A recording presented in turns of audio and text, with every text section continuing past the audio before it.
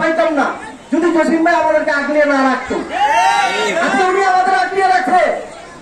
কেন্দ্রীয় committee, central committee, দলের নীতি নির্ধারক, আপনারা শুনে রাখুন, এটা মিডিয়ার যুগ।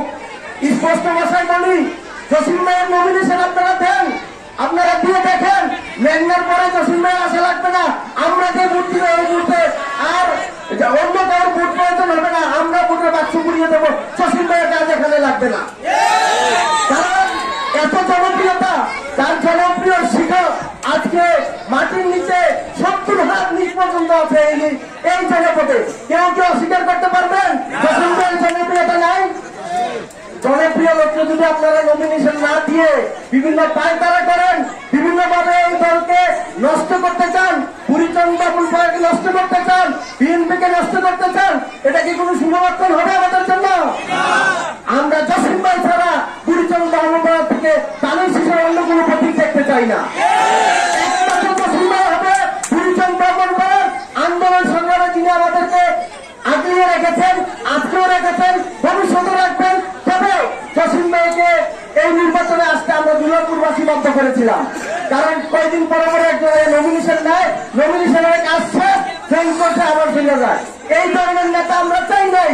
আমরা চেয়েছি জসিম ভাইয়ের মতো নেতা, যিনি আমাদের ফেল করলে আমাদের সাথে থাকবে, পাস করলে আমাদের সাথে থাকবে, জীবনে আমাদের সাথে থাকবে, মরণে আমাদের সাথে থাকবে।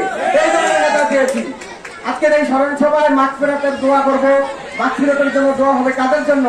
যারা এই জনপদে, এই দুলালপুর ইউনিয়ন না, পুরা ব্রাহ্মণপাড়া পরিচয় তথা কুমিল্লার বিভিন্ন নেতৃত্ব দিয়েছিলেন আমাদের এই দুলালপুর গ্রামের নেতৃবৃন্দরা। এই দুলালপুর গ্রামের যে নেতৃবৃন্দরা আজকে নেতৃত্ব দিয়েছেন, তারা প্রয়াত হয়েছেন। বিশেষ করে সানাউল ভাই, আমার আব্বা রফিক চেয়ারম্যান, যারা জামাল হোসেন সাহেব, আমার দাদা এসব পুইয়া, আউইব পুইয়া, রিপন কাকার আব্বা সহ এই ইংলিশ সরকার থেকে আমাদের গ্রামের যারা নেতৃবৃন্দ ছিলেন, তারাই জনপদকে নেতৃত্ব দিয়েছেন। এই বিএনপিকে আগিয়ে রেখেছেন। তাদের সন্তানরা আজকে সবাই এখানে উপস্থিত।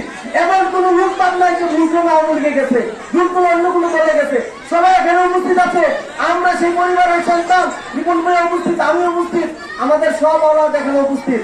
আমাদের একটাই চাওয়া, নেতৃবৃন্দকে সবাইকে বলি, এখানে সবাই আমাদের নেতৃবৃন্দ, আমাদের একটাই চাওয়া, ধানের শীষের প্রতীকের জন্য জসিম ভাই একমাত্র যোগ্য প্রার্থী, অন্য কেউ বাকি এখানে হওয়ার কোনো সুযোগ নেই।